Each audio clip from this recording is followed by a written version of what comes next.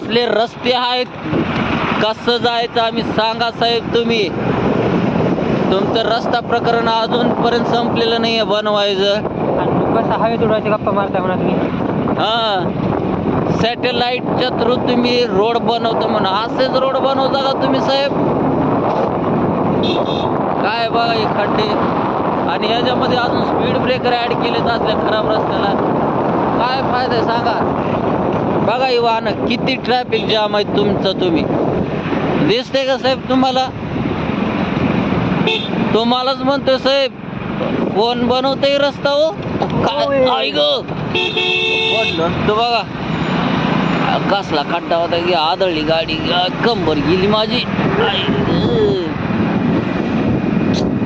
बघा हो साहेब, बघा बघा बघा ही ट्रॅफिक, बघा ट्रॅफिक. ही खऱ्या रस्त्यावर स्पीड ब्रेकर आहे.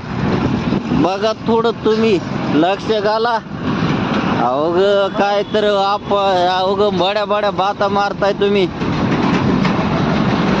बड्या बड्या बाता वडापाव खाता म्हणल्यासारखं करू नका साहेब तुम्ही.